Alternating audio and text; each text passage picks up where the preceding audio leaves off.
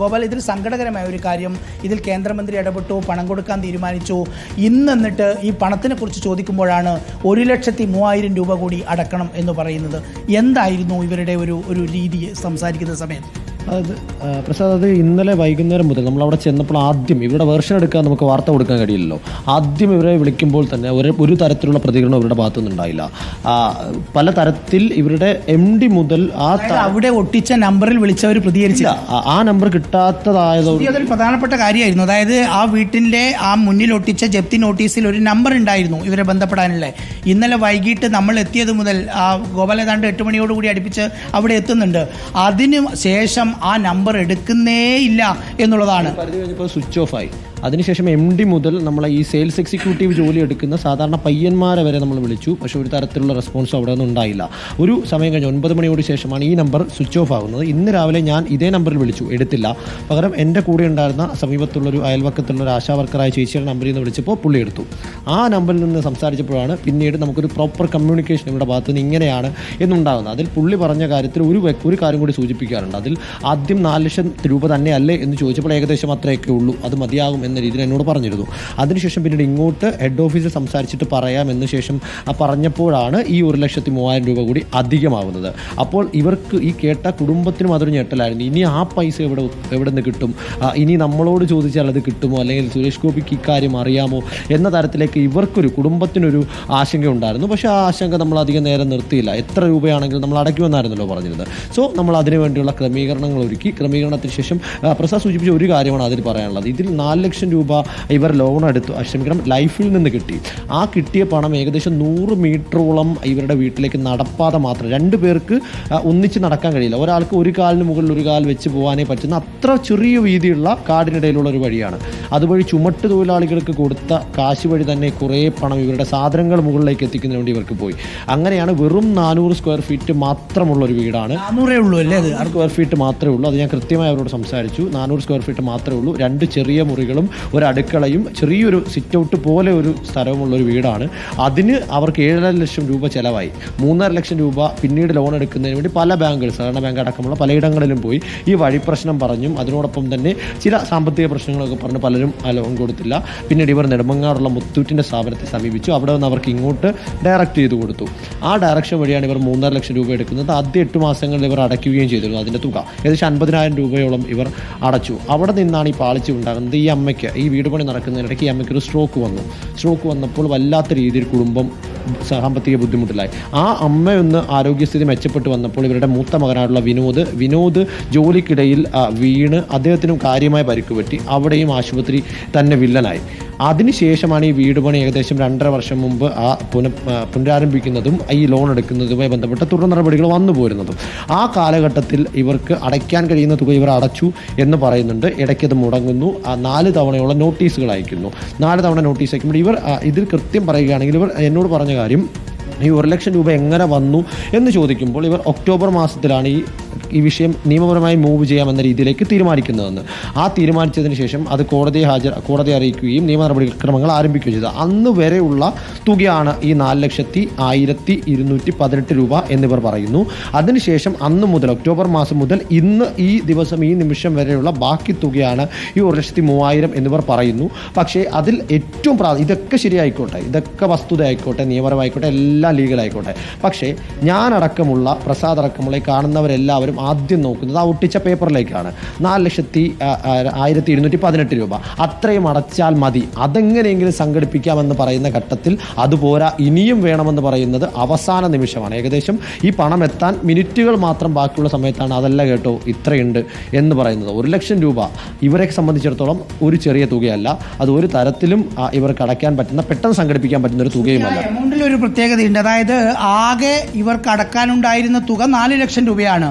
ഒരൊറ്റ ദിവസം കൊണ്ട് ഇവർ പറയുന്നത് അത് 5 ലക്ഷം അടക്കണം. അതായത് 25% വർധനയുണ്ടാകുന്നു എന്നുള്ളതാണ്.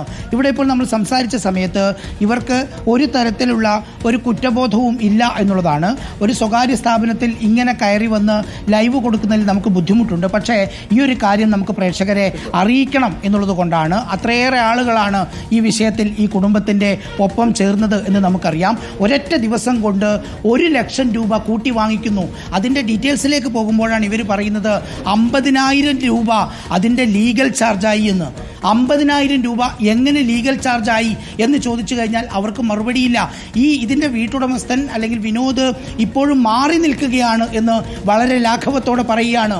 5 സ്ത്രീകളെ പുറത്താക്കി ജപ്തി ചെയ്ത ഒരു ഫീലിങ്ങും, ഒരു മനുഷ്യത്വപരമായ ഒരു ഫീലിങ്ങും ഇവരെ സംബന്ധിച്ചിടത്തോളം ഇല്ല എന്നുള്ളതാണ് ഏറ്റവും പ്രധാനപ്പെട്ട ഒരു കാര്യം. ഇങ്ങനൊരു സ്ഥാപനത്തിൻ്റെ മുന്നിൽ നിന്ന് ഇങ്ങനെ പറയേണ്ടി വരുന്നതിൽ നമുക്ക് ബുദ്ധിമുട്ടുണ്ട്. പക്ഷേ പറയാതിരിക്കാൻ കഴിയില്ല.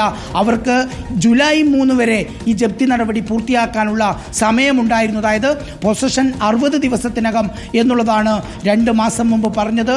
3-ാം തീയതിയാണ് ആ ഡേറ്റ് അവസാനിക്കുന്നത്. ഗോപാൽ, നടപടികളൊക്കെ പൂർത്തിയായോ? എന്താണ് ഇപ്പോൾ ആ പേപ്പറിൽ എന്താണ് ഇപ്പോൾ അവർ പറയുന്നത്? ശ്രുതി, നടപടിക്രമങ്ങൾ പൂർത്തിയായിരിക്കുന്നത്. ഇതാണ് അക്നോളജ്മെന്റ് റെസിപ്റ്റ്, അതായത് പണം കൈപ്പറ്റി എന്ന് സൂചിപ്പിക്കുന്ന ഇപ്പോൾ എന്താ നമ്മൾ പണം അടച്ചപ്പോൾ എന്താ പറഞ്ഞത്? 22 ദിവസമാകുന്നു പ്രമാണം തരാം 22 ദിവസം. അതിന് 22 ദിവസമാകുന്നു.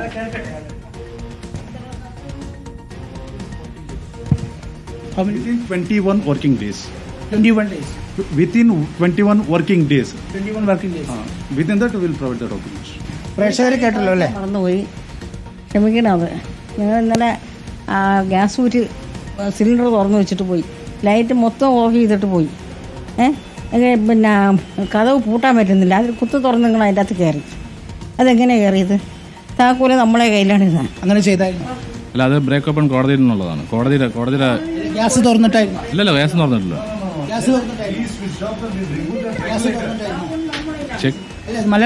അല്ലല്ല, ഒന്നും തുറന്നിട്ടില്ല. അതാ പറയണേ. കറണ്ട് എവിടെ ഉണ്ടായത്? അമ്മ എന്തൊക്കെയാ ഉണ്ടായത്? അയ്യോ, നമ്മൾ വീടിൻ്റെ കയറി തുറന്ന് കഥ ഫ്രണ്ടിൽ തുറന്ന് വലിയ താക്കോലിട്ട് തുറക്കുന്നത്.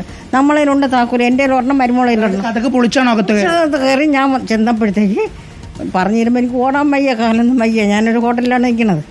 അങ്ങ് ചെല്ലുമ്പോൾ ഇവർ തുറന്നങ്ങ് അകത്ത് കയറി ഗ്യാസ് തുറന്നു കിട്ടോ? തുറന്നു വെച്ചിരുന്നു. അതിൻ്റെ സിലിണ്ടർ എടുത്ത് കളഞ്ഞേ അവര്. അങ്ങനെ ചെയ്തായിരുന്നു. റെഗുലേറ്റർ മാറ്റി വെച്ചതാ. കോംപ്ലിക്കേഷൻ റെഗുലേറ്റർ മാറ്റി വെച്ചത്. കാരണം വേറെ ഒന്നും ഇഷ്യൂ വരാതിരിക്കാൻ റെഗുലേറ്റർ മാറ്റി വെച്ചു. അത്രേ ഉള്ളൂ. റെഗുലേറ്റർ മാറ്റി വെക്കുന്നതാണ്. റെഗുലേറ്റർ മാറ്റി ഇപ്പൊ എത്ര നാളാണെന്ന് അറിയില്ല. അതൊരു ലീക്കേജ് വരാതിരിക്കാൻ റെഗുലേറ്റർ മാറ്റി വെച്ചതാണെന്ന്. റെഗുലേറ്റർ മാറ്റി വെച്ചാൽ ലീക്കേജ് പോകും. മാറ്റി വെച്ചാൽ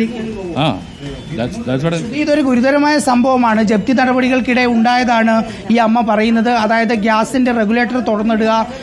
വൈദ്യുതി എന്താ ചെയ്ത്? കറണ്ട് എന്താ ചെയ്ത്? അതിനെ ഉരി മാറ്റി വെച്ച് കറണ്ട് ഓഫ് ചെയ്ത് വെച്ചിരുന്ന് കഥവ് തല്ലിപ്പൊളിച്ചാൽ എനിക്കത് നന്നാക്കി കിട്ടിയില്ലെങ്കിൽ എനിക്ക് ഇനി ഒന്നിനും വയ്യ. കാണുന്ന പ്രേക്ഷകരെല്ലാം മനസ്സിലാക്കണം, വേറെ ഒരു ഒരു ഒരു ഒരു ഒരു പ്രശ്നവുമില്ലെങ്കിൽ ഒരുപക്ഷെ ഇങ്ങനെയുള്ള സ്ഥലങ്ങളിലേക്ക് പോയി കുടുങ്ങരുത് എന്നുള്ളതാണ് നമുക്ക് ആത്മാർത്ഥമായി പ്രേക്ഷകരോട് പറയാനുള്ളത്.